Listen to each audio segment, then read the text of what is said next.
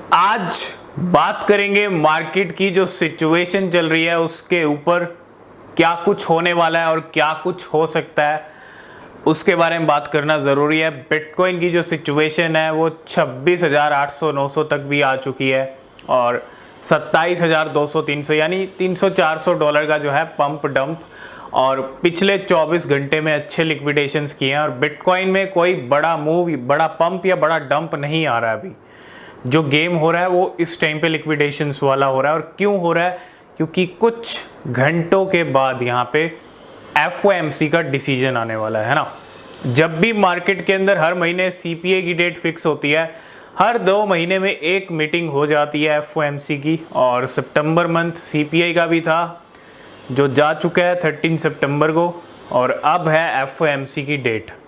अब FOMC की आज डेट है यहाँ पे और आज रात को डिसीजन आने वाला है। ठीक है, आपको पता है CPI डेटा बढ़ के आया है। अब जो ट्रेड करते हैं मार्केट के अंदर, जितने भी ट्रेडर्स हैं उनके लिए ये डेट्स बहुत इंपॉर्टेंट हैं, है ना।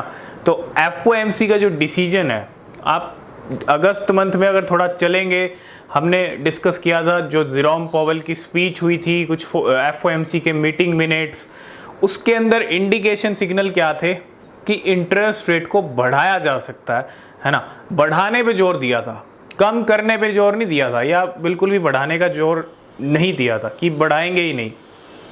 तो वो इंडिकेशन, वही सिग्नल काफ़ी है कि क्या हो सकता है आज रात को। जो इंटरेस्ट रेट हाइक ही नहीं हुआ, मतलब ऐसे लेवल पे भी आगे जब इंटरेस्ट रेट हाइक ही नहीं हुआ, मतलब अगर आप पिछली मीटिंग की बात करेंगे 25 BPS उससे पहले हाइक ही नहीं हुआ, और अब सिचुएशन थोड़ी सी जो है CPI डेटा की भी बढ़ के आई है। अब आज रात को क्या हो सकता है? देखो, चांसेस यहाँ पे 2 हैं। मतलब एक तो चांसेस है कि इंटरेस्ट रेट हाइक ना हो, और ये जो चांसेस है ना इंटरेस्ट रेट हाइक ना होने के, मतलब जिसको आप 0 BPS भी बोल सकते हो, इसके चांसेस बहुत कम है। ठीक है, बहुत कम है। मैं ये नहीं कहता ये हो नहीं सकता, हो सकता है, लेकिन चांसेस बहुत कम है। और दूसरा है 25 BPS। जैसा कि इंटरेस्ट रेट हाइक, क्योंकि एकदम से चीज़ें हाइक नहीं होती हैं, धीरे धीरे होती हैं। CPI भी थोड़ा सा हाइक हुआ है, ज़्यादा हाइक नहीं हुआ, ज़्यादा बढ़ के नहीं आया है। तो धीरे धीरे हाइक होगा। और क्या हाइक हो सकता है? अगर हाइक होगा, इंटरेस्ट रेट को बढ़ाया जाएगा, तो वो 25 BPS तक जा सकते हैं।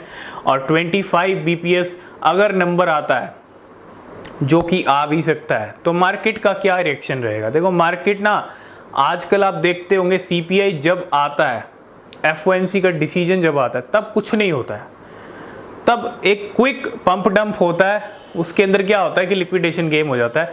अब जब FOMC का डिसीजन आए, जिस टाइम रात को 11:30 बजे आएगा, और जैसे ही आए मार्केट, उसके बाद अगर पंप होती है 200, 300, 400 डॉलर अगर बिटकॉइन पंप हो जाता है, तो समझ लीजिए मार्केट नीचे आने वाली है। इसको आपको समझना पड़ेगा। उस टाइम पे अगर डिसीजन आने के तुरंत बाद मार्केट अगर पंप हो रही है, बिटकॉइन पंप हो रहा है, तो समझ लीजिए नीचे आएगा और लॉन्ग्स वालों को अच्छा खासा लिक्विडेट करेगा।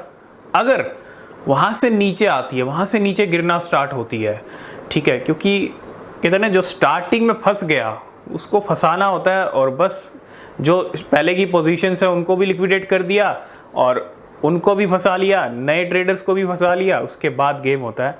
अगर नीचे आ रही है तो क्या हो सकता है? पंप हो सकता है। लेकिन फिर भी कभी कभी क्या होता है कि जल्दी कुछ बड़ा पंप डंप नहीं दिखता।